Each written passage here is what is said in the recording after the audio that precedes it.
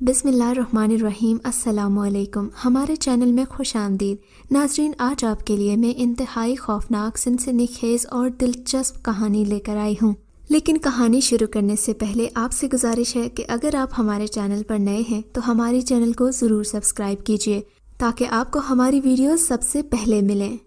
پورے چاند کی رات تھی، چاند اپنے شباب پر تھا، چاندنی کا سحر فضا پر چھایا ہوا تھا، ٹھنڈی ٹھنڈی دل فریب ہوا چل رہی تھی، چاروں طرف ایک سکون کی سی کیفیت تھی۔ خاموشی کا اندازہ آپ اس بات سے بخوبی لگا سکتے ہیں کہ کہیں کہیں سے جھینگر تک کے ٹرٹرانے کی آواز تک سنائی نہ دے رہی تھی۔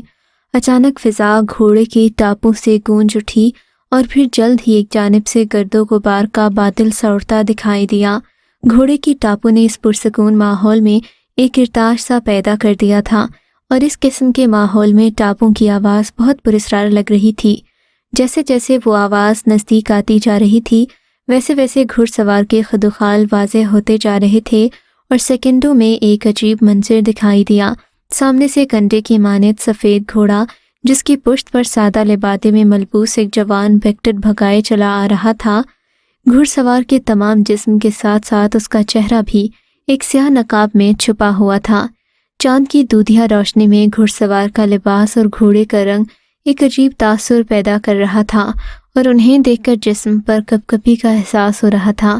چاروں جانب پھیلے ہوئے بیاباں میں جا بجا جنگلی جھاڑیاں اور جھاڑ جھنکار پھیلا ہوا تھا۔ حشرات الارض تک اپنے اپنے ٹھکانوں میں دب کے خواب خرگوش کے مزے لوٹ رہے تھے۔ گھڑ سوار اس اجنبی ماحول سے بے خبر اپنے دھیان میں بس گھوڑے کو بھگائے چلے جا رہا تھا۔ اس بات کی قطعی پرواہ نہ تھی کہ آسمان پر چمکنے والے ننھے ننھے ستارے حیرت بھری نظروں سے اس کے گھوڑے کو زمین پر دوڑتے ہوئے دیکھ رہے تھے۔ گھوڑا ناک کی سیدھ میں یوں بھاگے چلا جا رہا تھا جیسے اسے پہلے ہی منزل کا بتا دیا گیا ہو، اس لیے وہ تیزی سے اپنی منزل کی جانب بھاگتا چلا جا رہا تھا۔ جلد ہی سامنے کچھ کھنڈرات کے آثار دکھائی دیے۔ گھوڑے نے بھاگتے بھاگتے تھوڑا سا رخ موڑا اور اب وہ ان مدھم نظر آنے والے کھنڈرات کی جانب بھاگنے لگا۔ گھوڑے کی رفتار نے منٹوں میں فاصلہ طے کر لیا، اور دور نظر آنے والے مدھم اثرات نے کھنڈرات کا روپ دھار لیا۔ کھنڈرات کی ظاہری حالت سے ظاہر ہو رہا تھا کہ ان کو اس حالت میں صدیاں گزر گئی تھیں۔ چاند کی چاندنی میں ان کی نحوست ذرا اور نکھر کر سامنے آ گئی تھی، اور اس کی طرف دیکھ کر وحشت طاری ہوتی تھی۔ رات ہونے کی وجہ سے ان کی چاروں طرف بڑی بڑی چمگادڑیں اڑتی پھر رہی تھیں۔ ان کی جسامت عام چمگادڑوں سے کہیں زیادہ تھی، چہرے ان کے خون آشام ہونے کی خماسی کر رہے تھے۔ گھڑ سوار نے گھوڑے کی لگامیں کھینچ کر اسے روکا اور اچھل کر اس کی پیٹھ سے نیچے آ گیا۔ جیسے ہی اس کے قدموں نے زمین کو چھوا، کھنڈرات سے ایک سیٹی کی آواز گونج کی صورت میں سنائی دی، اور اس کے ایک ٹوٹے پھوٹے بغیر چوکھٹ کے دروازے سے ایک انسانی ڈھانچہ باہر آتا دکھائی دیا۔ اس کے چلنے سے ہڈیوں کے کڑکڑانے کی آوازیں رات کی تنہائی میں بہت عجیب لگ رہی تھیں۔ اس کی آنکھوں کی جگہ دو گڑھے بہت نمایاں تھے، لیکن اس کے باوجود یوں ناک کی سیٹ میں گھڑ سوار کی جانب بڑھا چلا جا رہا تھا جیسے وہ باقاعدہ دیکھ رہا ہو۔ وہ چلتا ہوا اس کے نزدیک آ گیا، اس کا جبڑا ہلا اور ایک باریک سی آواز سنائی دی، "سارس حاضر ہے، پیغام دینے کی اجازت ہے۔" گھڑ سوار نے غور سے اسے دیکھا اور کہنے لگا، "بھولے ناتھ سے کہو نارائن آیا ہے۔" یہ سن کر ڈھانچے نے اس بات میں سر ہلایا اور واپس اسی طرف مڑ گیا جہاں سے آیا تھا۔ ابھی اسے کھڑے ہوئے کچھ دیر ہی ہوئی تھی کہ اندر سے ایک بڑا سا الو اپنے بڑے بڑے پر پھڑپھڑاتا باہر نکلا۔ اس کے سامنے پہنچ کر انسانی آواز میں چلانے لگا، "گرو کے حضور حاضری دو، گرو کے حضور حاضری دو۔" یہ کہتے ہوئے آسمان کی بلندیوں میں گم ہو گیا۔ گھڑ سوار نے گھوڑے کو وہیں چھوڑا اور خود جلدی سے کھنڈرات میں نظر آنے والے ایک ٹوٹے پھوٹے دروازے کی جانب پیش قدمی کی۔ کھنڈرات جس طرح باہر سے وحشت زدہ دکھائی دے رہے تھے، اس سے کہیں زیادہ نحوست ان کے اندر پھیلی ہوئی تھی۔ کھنڈرات کے اندر بہت سے کمرے در کمرے بنے ہوئے تھے، اور غلام گردشوں کا ایک جال سا پھیلا ہوا تھا۔ کہیں کہیں سے چھتوں میں بڑے بڑے سوراخ ہونے کی وجہ سے روشنی اندر تک پہنچ رہی تھی، جس سے ان کے اندر آسانی سے دیکھا جا سکتا تھا۔ وہ تیز تیز چلتا ایک دروازے کے سامنے جا کر ٹھہر گیا، جس کی چوکھٹ کا دروازہ ندارت تھا، لیکن اس میں رستہ ضرور بنا ہوا تھا۔ وہ ہر چیز سے بے نیاز دروازے کی طرف یوں دیکھ رہا تھا جیسے کوئی اس کے اندر سے آنے والا ہو۔ اب اس قدر خاموشی چھا گئی تھی کہ اسے اپنے دل کے دھڑکنے کی آواز تک صاف سنائی دے رہی تھی۔ یکا یک ایک دروازے میں ایک شخص کا احیالہ نظر آیا۔ اس نے سر سے پاؤں تک ایک لمبا سا چگا زیب تن کیا ہوا تھا۔ وہ اس کے نزدیک آ کر رک گیا۔ اس کے پیچھے وہی انسانی ڈھانچہ موجود تھا جو چند لمحے پہلے اس سے مل چکا تھا۔ قریب آنے پر اس نے دیکھا اس شخص کا ڈھانچہ جو پہلے اس سے مل چکا تھا، اس کے چہرے پر جھریاں پڑی ہوئی تھیں اور اس کی عمر کا اندازہ کم و بیش 200 سال کے قریب ہو رہا تھا، کیونکہ اس کے ابرو بڑھاپے کی وجہ سے لٹک کر اس کی آنکھوں کے آگے جھکائے تھے۔ اسے صاف طور پر دکھائی نہیں دے رہا تھا قد کس قدر جھکا ہوا محسوس ہوتا تھا، اور پاؤں میں کوئی جوتی وغیرہ نہیں تھی، لیکن اس کے باوجود کہ کھنڈرات میں جھاڑ جھنکار تھے، وہ ننگے پاؤں اس طرح چل رہا تھا جیسے مخمل کے قالین پر چل رہا ہو۔ کہو بھولے ناتھ کے پاس کیوں آئے ہو؟ اگر ایشور نے تمہاری سفارش نہ کی ہوتی تو تم اس عمارت سے 100 کوس دور ہی جل کر بھسم ہو چکے ہوتے۔ بھولے ناتھ نے خونخوار لہجے میں اس کی طرف دیکھتے ہوئے کہا۔ گھڑ سوار نے اپنے چہرے سے نقاب اتار دیا اور چاند کی چاندنی میں اس کا چہرہ 14ویں کے چاند کی طرح دمک رہا تھا۔ وہ 28 سال کا ایک خوبصورت نوجوان تھا اور نکلتے ہوئے سرکت کی بدولت دیکھنے میں بہت بھلا معلوم ہو رہا تھا۔ بوڑھے کی بات سن کر اس کے جسم میں ایک سردی کی لہر دوڑ گئی اور وہ مخاطب ہوا۔ بھولے ناتھ کا میں بہت شکر گزار ہوں کہ اس نے میرے لیے وقت نکالا، اور میں ایشور کا بھی مشکور ہوں کہ اس نے احسان کرتے ہوئے یہاں آنے کی سفارش کی۔ اچھا آؤ، میرے ساتھ آؤ۔ یہ کہتے ہوئے بھولے ناتھ نے اس کو اپنے ساتھ اندر آنے کا اشارہ کیا۔ پھر وہ تینوں ایک دوسرے کے پیچھے چلتے ہوئے کھنڈرات کے اندر بنے ایک تہہ خانے میں اترتے چلے گئے۔ تہہ خانے میں سیڑھیاں نیچے تک چلی گئی تھیں اور کم و بیش وہ 50 کے لگ بھگ سیڑھیاں اترتے ہوں گے کہ ان کے سامنے ایک اور کمرہ آ گیا۔ تہہ خانے میں نہ جانے کہاں سے روشنی اور ہوا آ رہی تھی۔ اسے تو کسی قسم کی گرمی کا احساس نہیں ہو رہا تھا، نہ ہی اندھیرے کا۔ وہ تینوں چلتے ہوئے سامنے نظر آنے والے کمرے میں داخل ہو گئے۔ وہ ایک کافی کشادہ کمرہ تھا جس میں ایک طرف ہڈیوں کا ڈھیر لگا ہوا تھا۔ اس نے غور سے دیکھا، خدا کی پناہ، یہ سب انسانی ہڈیوں کا ڈھانچہ تھا۔ نہ جانے وہ کن بد نصیب انسانوں کی ہڈیاں تھیں اور کس قسم کے حالات سے وہ دوچار ہوئے تھے۔ چھتوں پر جا بجا مکڑی کے جالے تنے ہوئے تھے۔ اس کے ساتھ بے شمار چمگادڑیں الٹی لٹکی ہوئی تھیں۔ جسامت کے لحاظ سے وہ کبوتر کے برابر تھیں۔ اتنی بڑی چمگادڑیں کم از کم اس نے اپنی زندگی میں پہلے نہیں دیکھی تھیں، اور ان کی طرف دیکھ کر جسم پر تھرتھری سی چھوٹتی تھی۔ پھر جلد ہی یہ احساس جاتا رہا۔ بھولے ناتھ نے اسے ایک طرف بچھی چٹائی پر بیٹھنے کا اشارہ کیا، خود بھی ایک طرف بیٹھ گیا۔ ڈھانچہ بدستور اسی طرح کھڑا رہا۔ اب اپنے آنے کا مقصد بیان کرو جس کے لیے ایشور نے تمہاری سفارش کی ہے۔ بھولے ناتھ نے اسے مخاطب کیا۔ میرا نام نارائن ہے۔ میں یہاں سے ایک رات دن کی مسافت پر واقع ایک ریاست مورت نگر کے راجہ بہرام داس کا بڑا بیٹا ہوں۔ کچھ عرصے سے ہماری ریاست میں ایک عجیب واقعہ تسلسل سے پیش آ رہا ہے جس کی وجہ سے ساری نگری کے مکین خوف و ہراس میں مبتلا ہو کر رہ گئے ہیں۔ بات دراصل یہ ہے کہ ہر چاند کی 14ویں شب نگری کے کسی ایک گھرانے میں سے ایک سندر ناری یکایک غائب ہو جاتی ہے۔ اس کے لیے ہم نے کھوج لگانے کی بہت کوشش کی، مگر راتوں کو پہرا دینے کے باوجود ہم اس کا کوئی سراغ نہیں لگا سکے۔ سب سے بڑی مشکل تو یہ ہے کہ اس بات کا پتہ نہیں چلتا کہ کب اور کس وقت 14ویں رات کس گھر سے ناری غائب ہو جائے۔ اس لیے سب گھروں پر پہرے بھی نہیں بٹھا سکتے۔ اس پریشانی کی وجہ سے نگری کے لوگ آہستہ آہستہ محفوظ علاقوں میں منتقل ہونا شروع ہو گئے ہیں۔ اس وجہ سے راجہ بہرام داس بہت فکر مند ہیں۔ تھک ہار کر میرے پتا نے ایشور سے رابطہ کیا۔ ایشور سے ہمارے پرکھوں کے بہت گہرے مراسم رہے ہیں، جس کی وجہ سے پتا جی نے اس کی مدد چاہی۔ ایشور کو آپ ضرور جانتے ہوں گے، وہ جمنا کے مشرق کی جانب پیلے مرگھٹ کے قریب واقع ایک قدیم گپھا پہ ڈیرے ڈالے ہوئے ہے۔ ہم نے جب اپنے کارندے اس کے پاس بھیجے تو وہ ایک خاص قسم کا جاپ کرنے جا رہے تھے، اس لیے انہوں نے ہمیں آپ کے نام اپنی ایک خاص نشانی دے کر جلد پہنچنے کی تلقین کی، جس کے جواب میں فوراً چلا آیا۔ यहाँ का पता इन्होंने मुझे पूरी तफसील से बता दिया था, इसलिए मुझे बिना कोई तकलीफ उठाए यहाँ आने में आसानी रही। ये कहते हुए उसने अपनी जेब से एक मिट्टी का मुजस्समा निकालकर भोलेनाथ के सामने ज़मीन पर रख दिया।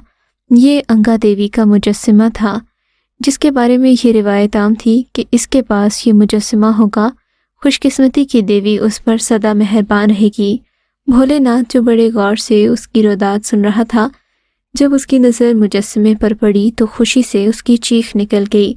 उसने हाथ बढ़ाकर उसे उठाया और कहने लगा, ईश्वर की इस निशानी को मैं संसार की सबसे कीमती शय समझूंगा। मैं जहाँ हो सका मूरत नगर के बासियों को इस कष्ट से निकालूंगा। अब अगर तुम जाना चाहते हो तो जा सकते हो, मैं तुम्हारे जाने का बंदोबस्त किए देता हूँ। इस दौरान तुमको ख़ास जाप करना होगा।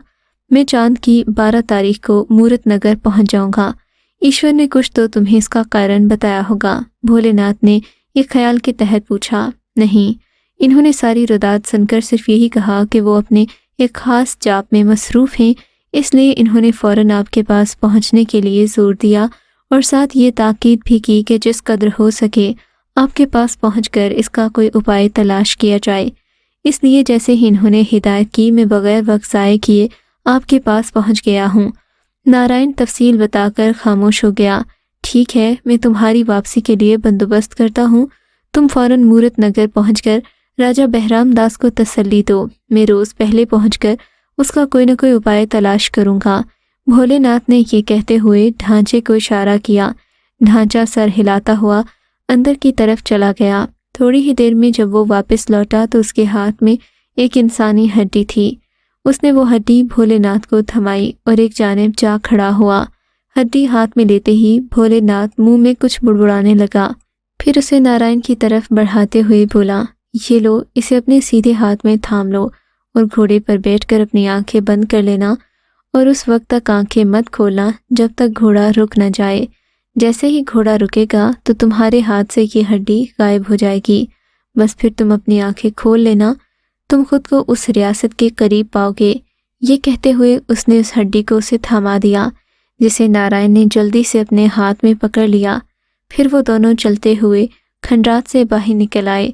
ढांचा उनके पीछे नहीं आया था। शायद भोलेनाथ ने उसे वहीं रुकने का इशारा किया था। खंडरात के बाहर इसका घोड़ा वहीं खड़ा था जहां नारायण ने इसे छोड़ा था। अपने मालिक को देखकर वो खुशी से नाचने लगा था। उसे लगा कि जैसे उसे थपकी दे रहा हो।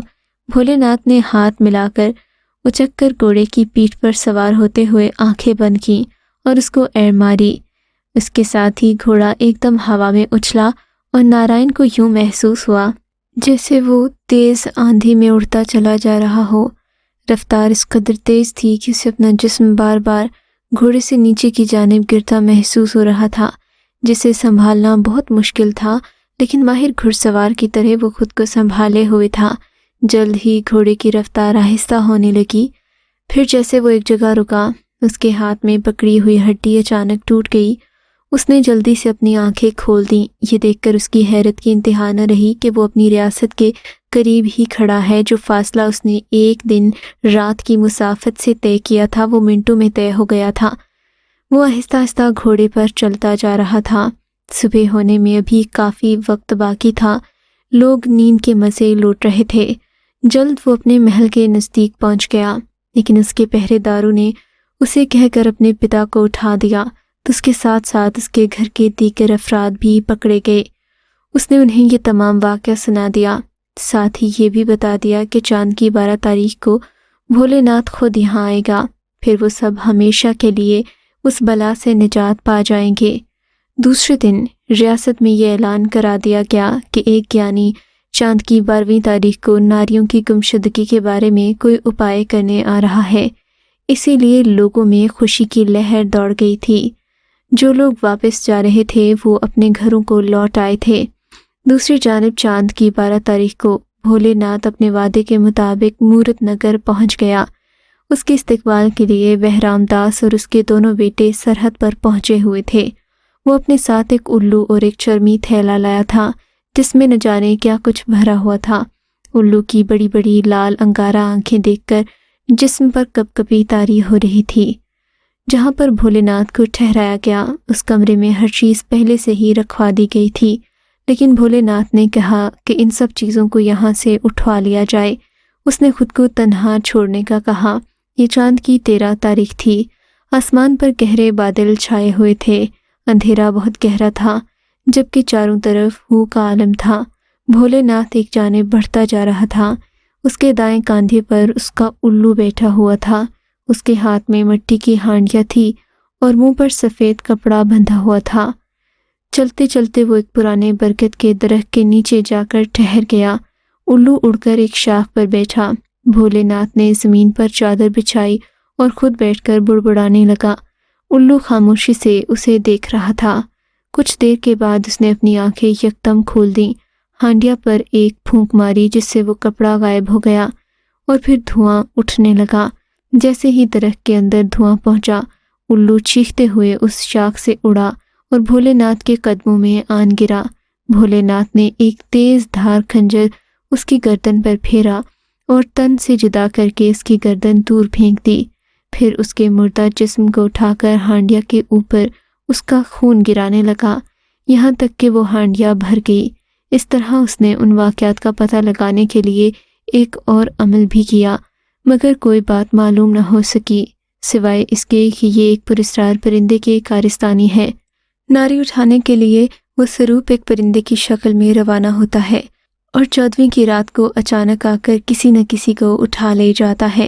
لیکن مزے کی بات یہ ہے کہ گھر کے افراد کی لاکھ پابندیوں کے باوجود بھی ناری کسی نہ کسی طرح خود چل کر باہر میدان میں جاتی ہے۔ پھر اچانک کسی طرف سے وہ پرندہ نمودار ہوتا ہے اور ناری کو اپنے پنجوں میں دبا کر کالی پہاڑی میں غائب ہو جاتا ہے۔ پرندے کی جسامت شتر مرغ سے ملتی جلتی ہے اور وہ ناری کو دبا کر اپنی منزل پر جا پہنچتا ہے۔ بھولے ناتھ کی تو یہ سب جان کر آنکھیں پھٹی کی پھٹی رہ گئیں۔ اسے کوئی اپائے سمجھ میں نہ آ رہا تھا، وہ کالی پہاڑیوں تک کیوں کر پہنچ سکتا تھا۔ یہ 14ویں کی رات تھی، چاند اپنے پورے شباب پر تھا، دل لبھانے والی ٹھنڈی ٹھنڈی ہوا چل رہی تھی، لیکن کوئی بھی خوش نہیں تھا۔ ہر طرف بھیانک سناٹا چھایا ہوا تھا۔ بہرام داس بھی فکر مندی کے باعث اپنے محل کے کمرے میں ٹہل رہا تھا۔ نارائن کچھ دیر قبل محل سے نکل کر جنگل کی طرف چلا گیا تھا۔ اس نے سب کو تاکید کی تھی کہ کچھ بھی ہو جائے کسی نے گھر سے نہیں نکلنا۔ چاروں طرف ہو کا عالم تھا، اندھیرا اس قدر چھایا ہوا تھا کہ ہاتھ کو ہاتھ سجائی نہ دے رہا تھا۔ ایسے لگتا تھا جیسے فضا نے اندھیرے کا کالا لبادہ اڑ رکھا ہو۔ بھولے ناتھ ایک کڑیل خچر پر سوار اندھیرے میں آگے بڑھتا جا رہا تھا۔ اچانک خچر کا اگلا دائیں پاؤں ایک لمحے کے لیے مڑا اور پھر یکلخت سیدھا ہو گیا۔ بھولے ناتھ نے دیکھا تھا کہ زمین پر ایک کھوپڑی پڑی تھی جس سے اس کے خچر کو ٹھوکر لگی تھی۔ بھولے ناتھ، کیوں تنگ کرتے ہو مورکھ؟ جاؤ اپنا کام کرو اور مجھے اپنا کام کرنے دو۔ کھوپڑی کے لب ہلے۔ یہ دیکھ کر بھولے ناتھ حیران رہ گیا۔ تم کون ہو اور مجھے کیسے جانتے ہو؟ تم نہیں جانتے کہ میں کون ہوں، اس سادھو کی روح بول رہی ہوں جسے تم ختم کرنا چاہتے ہو۔ کھوپڑی نے اسے حیران کر دیا تھا۔ بھولے ناتھ نے بے دھڑک لہجے میں اسے مخاطب کیا، تم بھی یہ سن لو کہ اگر تم نے کالی پہاڑیوں کا رخ کیا جل کر بھسم ہو جاؤ گے، میری تابع روحیں تمہیں کالی پہاڑی سے پہلے ختم کر دیں گی۔ کھوپڑی نے اسے دھمکی دی۔ ارے جا جا، بھولے ناتھ کو دھمکی دیتی ہو؟ ایک اور چاب کرنے لگا ہوں۔ آج کے بعد اگر تم نے مورت نگر کی کسی ناری کو لے جانے کی کوشش کی تو کالی پہاڑیوں میں پہنچ کر تمہاری ہتیا کر دوں گا۔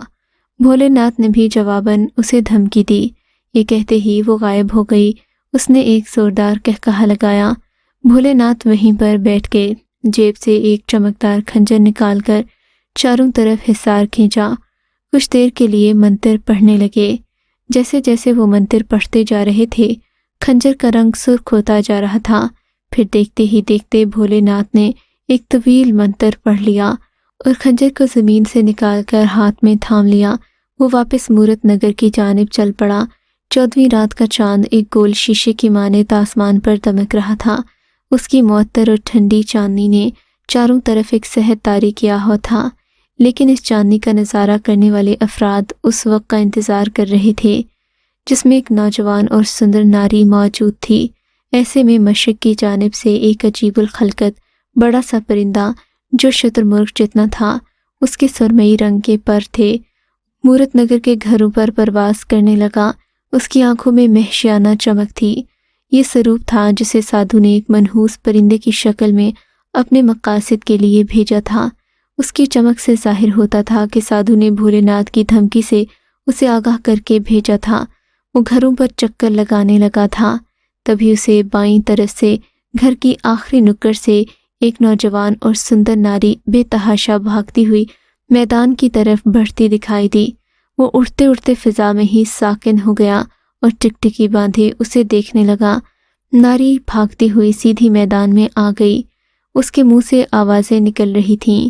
دیکھتے ہی دیکھتے اس پرندے نے جھپٹا مارا اور اسے خونخوار پنجوں میں دبوچ کر جیسے ہی بلندی کی جانب پرواز کرنا چاہی۔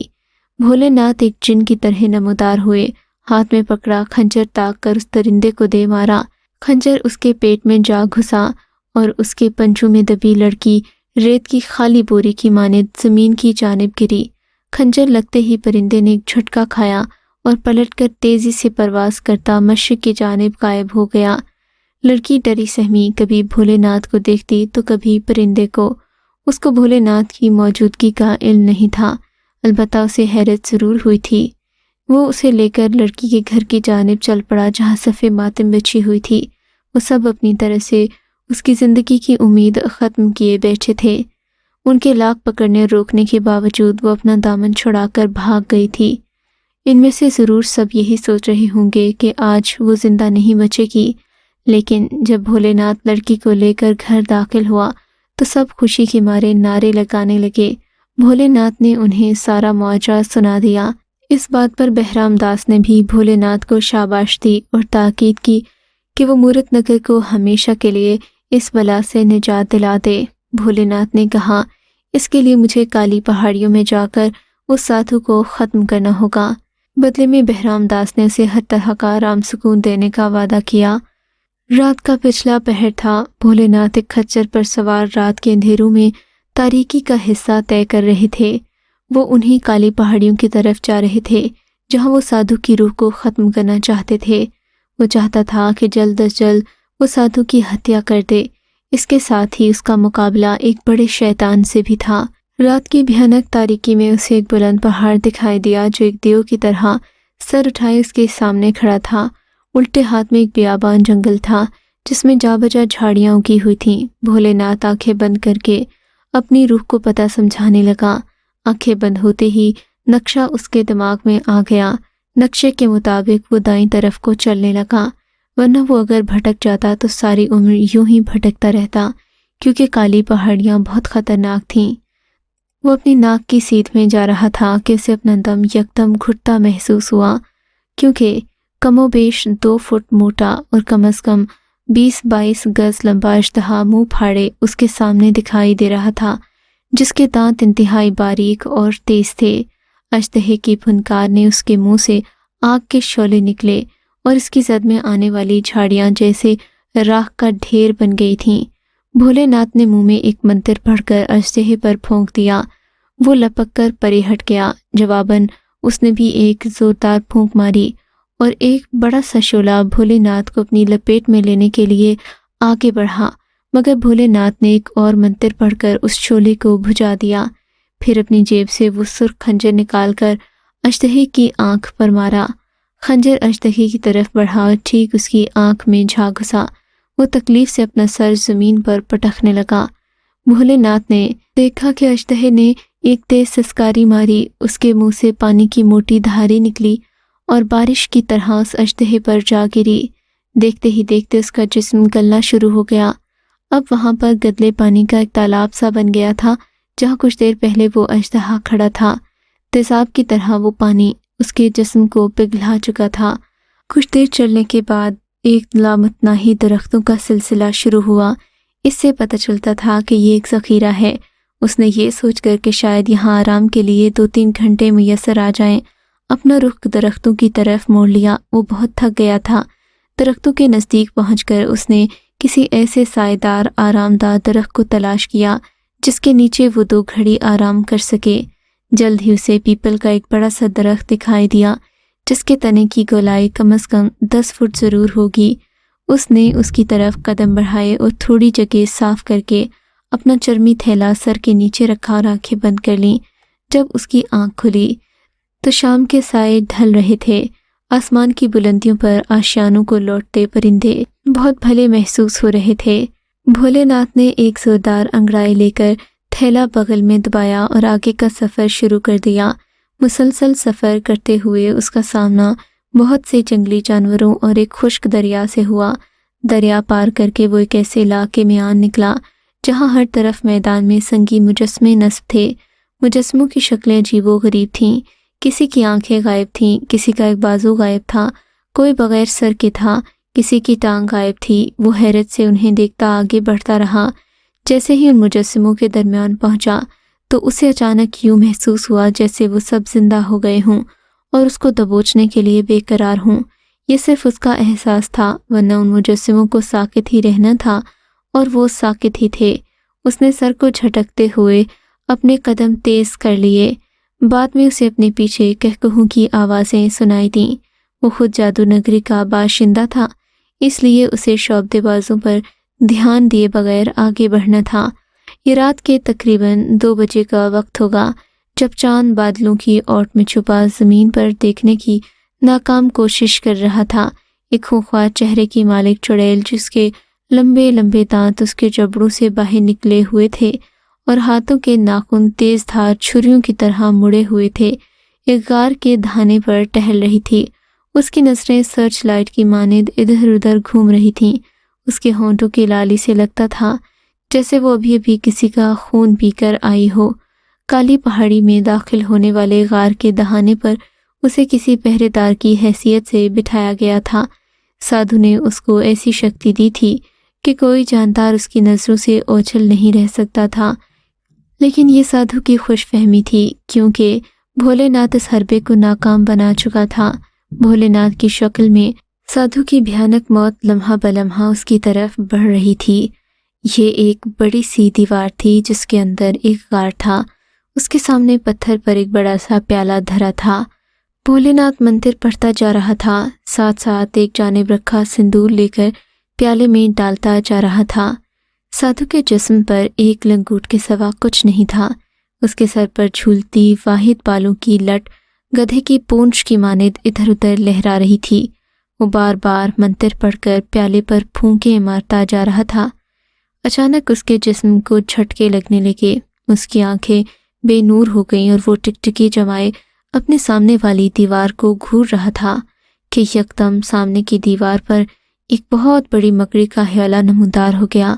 مکڑی کا سائز کم و بیش گینڈے کی جسامت سے ملتا جلتا تھا۔ اس کا جسم غبارے کی مانند پھول اور پچک رہا تھا۔ سادھو عجیب و غریب الفاظ پڑھ رہا تھا کہ اچانک غار میں ایک غیر مرئی آواز گونجی، انکوبت حاضر ہے مہاراج، क्षमा کیجیے کہ سنہری دلدل سے واپسی میں دیر ہوئی۔ مکڑی کے منہ سے ایک عجیب سے لہجے میں آواز سنائی دی، क्षमा دی، مجھے بھولے ناتھ کے بارے میں بہت فکر ہے۔ اس نے مورک پنکھ کی موٹ قبضے میں کر لی ہے، اس کے لیے مجھے اس کا کوئی اپائے بتاؤ۔ سادھو نے جواب میں کہا، مہاراج، آپ کو کالی پہاڑیوں میں داخل ہو جانے سے پہلے ہی میں ایک اچھی خبر سنا دوں گا، اس کے بعد آپ کی روحیں اس کی ہتیا کر دیں گی۔ انکوبت نے اسے تسلی دی، نہیں، اب جب کہ وہ غار کی طرف بڑھنا چاہ رہا ہے تو میں چاہتا ہوں کہ اس سے پہلے ہی اس کا کام کر دیا جائے۔ میں نہیں چاہتا کہ وہ میرے سامنے آ جائے اور مجھے بعد میں کوئی اپائے کر کے نقصان اٹھانا پڑے۔ سادھو نے ضد کرتے ہوئے کہا، مہاراج، میں آپ کو یہ بتانے پر مجبور ہوں کہ بھولے ناتھ کے ہاتھوں بہت شکتیاں ہیں۔ اس کے پاس جو شکتیاں ہیں وہ آپ کے لیے پریشانی کا کارن بنے گی۔ وہ سرخ چشمے کے پانی سے غسل کر کے آ رہا ہے، جس کی وجہ سے وہ ہماری پہرے دار کو نظر نہیں آئے گا۔ ہمیں اس پر بھروسہ کر کے نہیں بیٹھنا۔ اب سرخ چشمے کے پانی کا توڑ نہیں کر سکیں گے۔ میں آپ کی خاطر جان کی بازی لگا دوں، لیکن میں جانتی ہوں کہ اب میں کچھ نہیں کر سکتی، اس لیے آپ کے ہاتھوں دردناک موت مرنے کی بجائے میں آسانی سے اپنی زندگی ختم کرنا پسند کروں گی۔ یہ کہتے ہوئے اس نے اپنی سانس روک کر ایک جھٹکا لیا اور اس کا جسم غبارے کی مانند پھٹا اور دیوار سپاٹ ہو گئی۔ سادھو ہونکوں کی مانند منہ کھولے سپاٹ دیوار کو تک رہا تھا۔ اس کے جسم پر ایک لرزہ سا طاری ہو گیا، اس نے اپنے دونوں ہاتھ آگے بڑھا کر اپنے سامنے رکھا پیالہ اٹھایا اور اس میں موجود انسانی دماغ کھانے لگا۔ بھولے ناتھ جیسے ہی موڑ مڑا، اسے رات کے اندھیرے میں ایک سنگی دیوار دکھائی دی۔ یہ ایک دیو قامت پہاڑ تھا جس کے آگے ایک بڑی سی غار کا دہانہ دکھائی دے رہا تھا۔ اس کے آگے ایک وحشت ناک چہرے کی مالک چڑیل بے قراری کے عالم میں ٹہل رہی تھی۔ اس کا بھیانک چہرہ چاند کی دودھیا روشنی میں خوفناک منظر پیش کر رہا تھا۔ اس کے ہاتھوں کی انگلیوں کے ناخن خنجر کے مانند چمک رہے تھے۔ بھولے ناتھ کچھ دیر کھڑا اس کی طرف دیکھتا رہا، پھر کچھ سوچ کر اس نے آگے قدم بڑھا دیے۔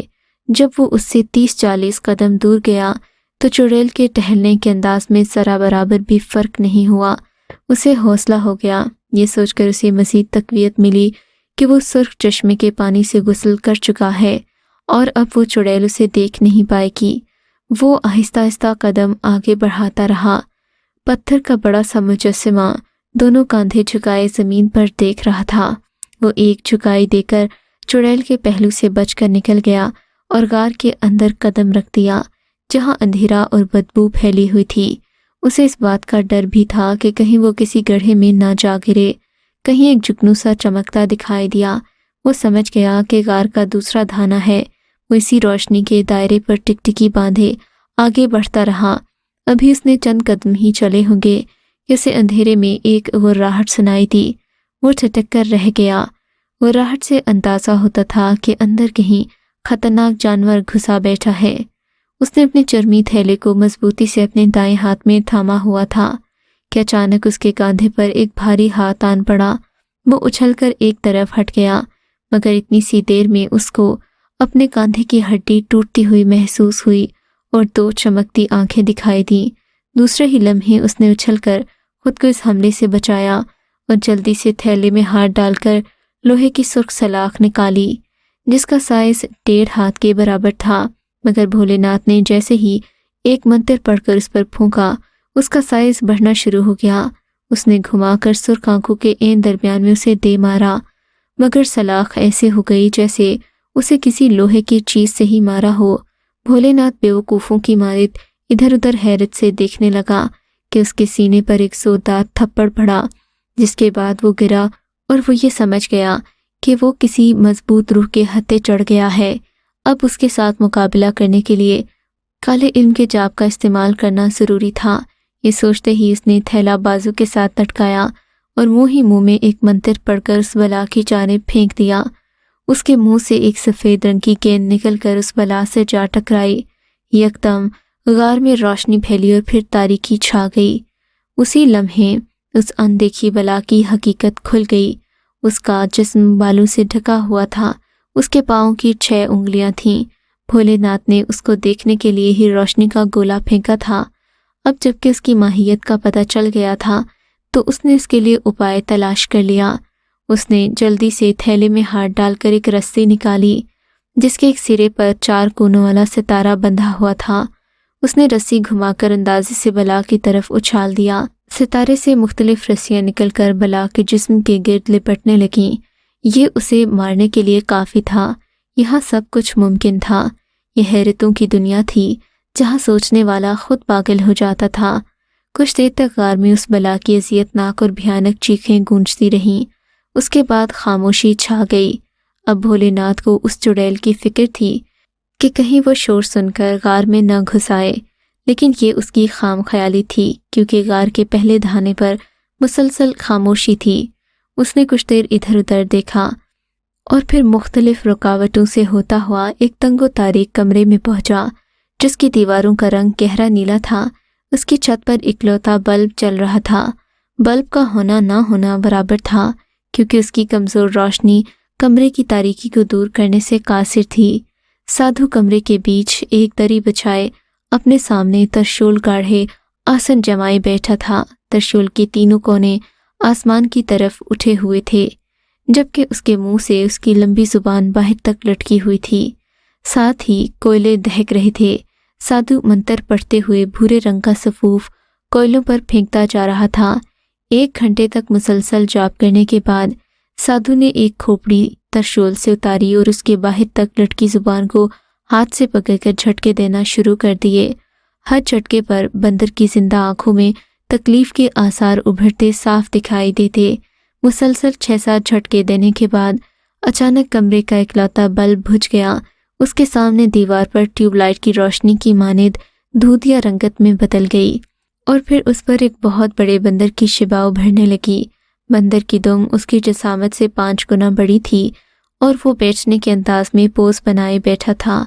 उसकी खौंखार आंखों में वहशत टपक रही थी। वो हनुमान देवता था जिसके पास पाशा जादू का अमल था। साधु ने उसे देखते ही एक नामानूस जुबान में अश्लोक पढ़ने शुरू कर दिए। हनुमान देवता ने उसे देखते ही मुंह खोला और कहने लगा, क्या कष्ट है मूर्ख, हमें नीलम वारी की तारीख खो से यहाँ क्यों आना पड़ा? क्या तू नहीं जानता कि ये हमारे जाप करने का समय था? तुम पर ऐसी कौन सी समस्या आन पड़ी है कि अचानक हमें अपना जाप अधूरा छोड़कर यहाँ आना पड़ा? हनुमान देवता के लहजे में बला की तेजी थी। देवता के चरणों में अपना सर रखता हूँ। देवता की नाराजगी को दूर करने के लिए मैं एक सुंदर कन्या का दिल पेश करता हूँ कि शायद मैं इसी कारण नरक भोंकने से बच जाऊं। साधु ने उसकी बात सुनकर खुशामदाना लहजे में कहा, कहो क्या मुसीबत है? जवाब में साधु ने उसे तमाम रुदात कह डाली। हनुमान देवता सर हिलाते हुए उसकी राम कहानी सुनता। आधा घंटा तक मुसलसल बोलने के बाद साधु खामोश हो गया। मूर्ख, उस संसार में तो अकेला ही शक्तिमान नहीं है, कुछ ऐसे शैतान भी इस धरती पर जन्म लेते हैं जो अपनी बड़ी बड़ी शक्तियों के कारण छोटे छोटे शैतानों की हत्या करते रहते हैं। भोलेनाथ एक बड़ा शैतान है, उसके मुकाबले में तुम्हारा हासिल किया हुआ काला इल्म नाकाफी है। तुम उसके रास्ते में रुकावटें तो डाल सकते हो, लेकिन उसके सामने मुकाबला नहीं कर सकते। इसलिए अब अगर तुम उसे रोकना चाहते हो तो मुझसे कुछ शक्तियां ले लो, लेकिन ये याद रखो कि वो तुमसे बड़ा शैतान है, इसलिए उसकी शक्ति मोरपंखी गोट गोकिया पाशा से ज़्यादा ताकतवर है। हनुमान ने जवाब में उसे तफसील से बताया। साधु आंखें फाड़े मुंह खोले उसकी बातें सुन रहा था। अब तक तो उसे ये उम्मीद थी कि हनुमान देवता उसको कोई उपाय बता देगा तो वो भोलेनाथ का मुकाबला करेगा, मगर उसकी बातें सुनकर उसे अपनी ही जिंदगी की फिक्र पड़ गई। लेकिन इसके साथ साथ उसे इस बात की उम्मीद ज़रूर थी कि इसका जोर बिच्छू तक पहुंचना मुश्किल होगा, क्योंकि इसने उस बिच्छू को काली पहाड़ियों की एक तारीक गार में छुपा रखा था। मगर इस बात की उसे फिक्र ज़रूर थी कि अब तक उसकी ताबे रूहें मुसलसल हलाक होती जा रही थीं और भोलेनाथ मौत के कारिंदे की तरह मुसलसल उसकी तरफ बढ़ रहा था।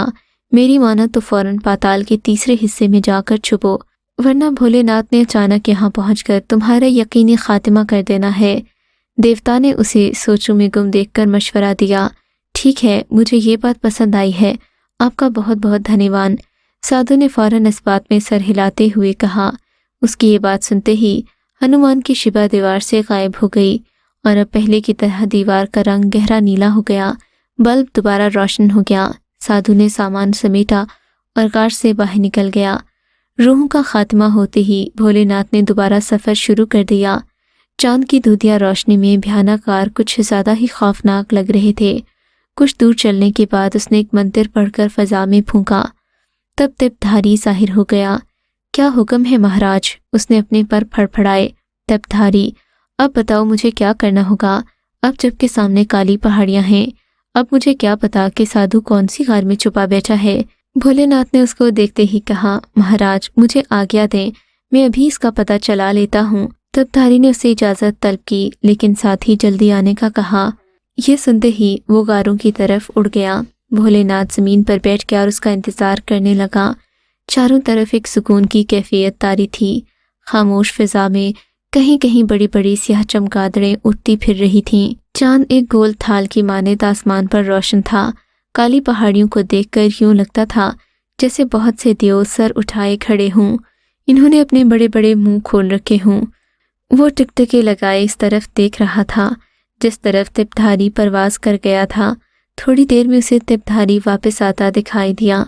उसकी परवाज से लगता था वो कोई ख़ास चीज़ देख कर आ रहा है जिसके मुतालिक वो भोलेनाथ को जल्द अज जल्द आगाह करना चाहता था। भोलेनाथ उसको वापस आता देखकर उठ खड़ा हुआ।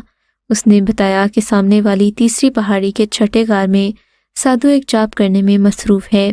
उसके जान वाला बिच्छू 8वीं पहाड़ी की 15वीं गार की तारीख खो में छुपा हुआ है। اس لیے بجائے اس سادھو کو خبردار کرنے کے اس زرد بچھو کے پاس پہنچ کر اس کا خاتمہ کرنا چاہیے۔ تب دھاری نے اس کے پاس پہنچتے ہی تیز تیز لہجے میں اسے بتایا، ٹھیک ہے، میں ابھی اس زرد بچھو کے پاس پہنچنا چاہتا ہوں۔ بھولے ناتھ نے اس کی بات سن کر فوراً حامی بھرتے ہوئے کہا۔ اس نے جلدی جلدی پہاڑیاں گنی۔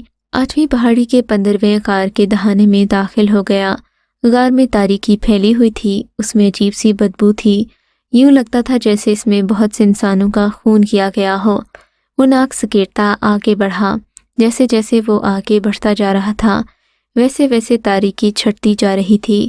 کچھ دیر چلنے کے بعد اس کے سامنے ایک چوراہا آ گیا جس کی چاروں طرف تنگ راہداریاں بنی ہوئی تھیں۔ وہ سوچنے لگا کہ کس طرف چلا جائے۔ اس نے کچھ سوچتے ہوئے دائیں طرف نظر آنے والی راہداری پر قدم رکھ دیے۔ راہداری آگے چل کر مزید تنگ ہو گئی۔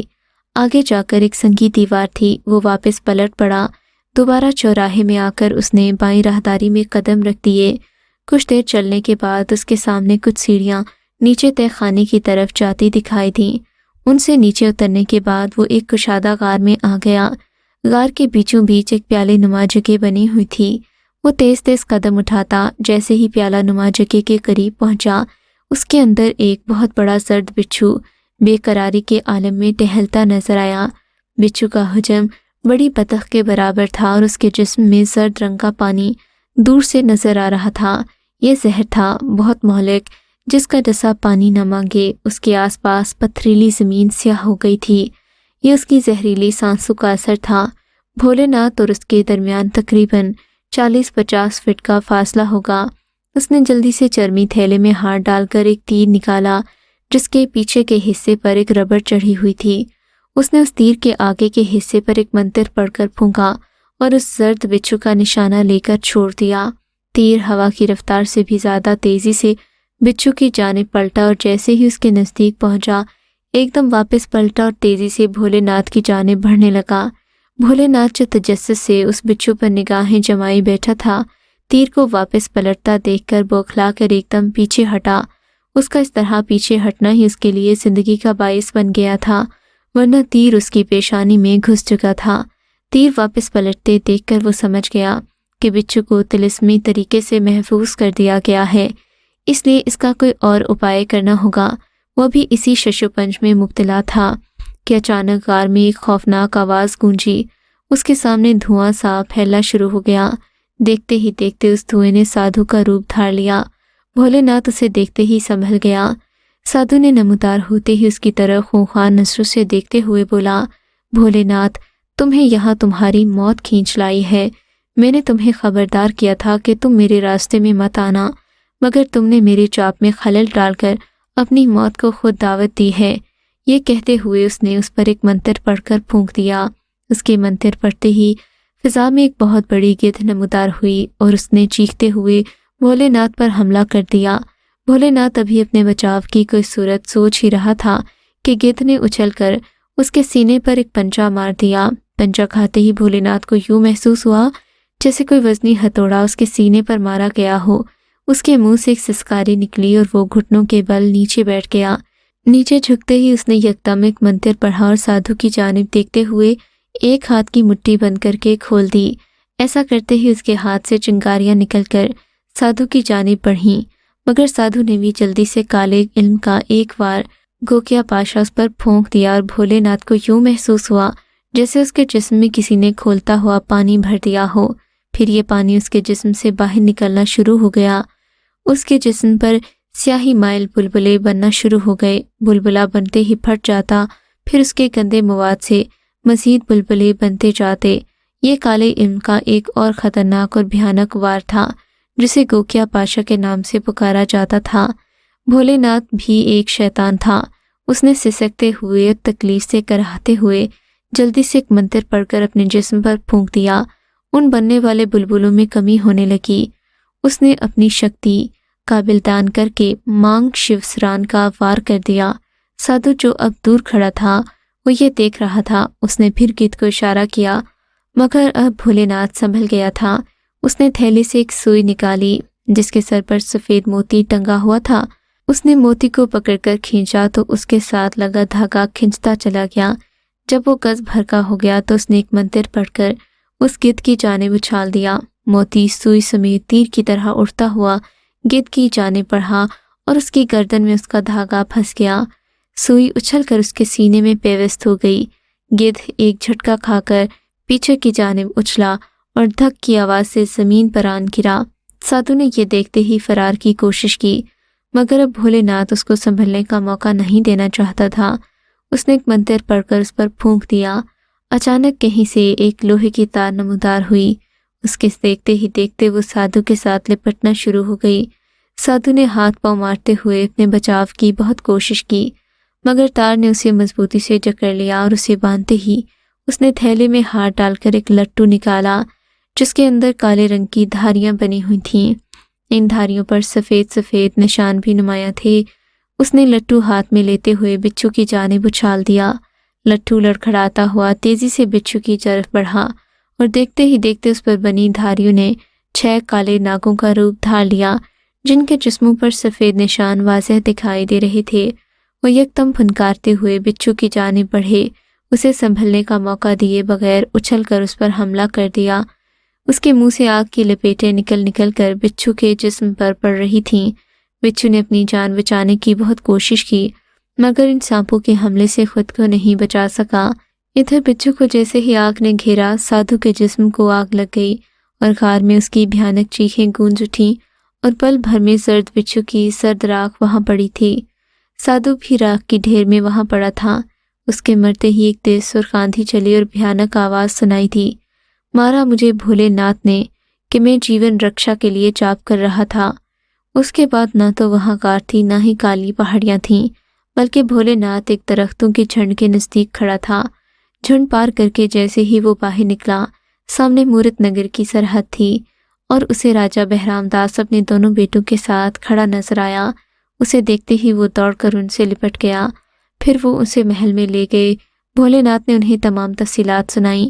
تفصیلات سن کر بہرام داس کہنے لگا کہ سادھو کے مرتے ہی ایک تیز آندھی ہوئی، اس میں سادھو کے مرنے کی آواز سنائی دی تو ہم سمجھ گئے کہ وہ نرک میں پہنچ گیا ہے، تو ہم دونوں تمہارے استقبال کے لیے سرحد پر کھڑے رہے۔ بعد میں ایشور بھی یہاں پہنچ گیا۔ اس نے بھولے ناتھ کو شاباش دی۔ بھولے ناتھ نے کچھ دنوں تک مورک نگر رہنے کے بعد واپسی چاہی۔ اس نے کچھ دن مزید رکنے کے لیے کہا، لیکن وہ واپسی کے لیے بضد رہا۔ تب سب لوگ اسے مورک نگر کی سرحد پر چھوڑ کر واپس لوٹ گئے۔ اگر آپ کو یہ کہانی اچھی لگی ہے تو اس ویڈیو کو لائک کیجیے اور اس طرح کی مزید ویڈیوز دیکھنے کے لیے ہمارے چینل کو سبسکرائب کیجیے۔ اور ہاں، اگر آپ کی کسی دوست، رشتہ دار یا بہن کے ساتھ خدا نہ کرے ایسا کوئی واقعہ پیش آیا ہے تو ہمیں کامنٹ سیکشن میں اس کے بارے میں ضرور بتائیے۔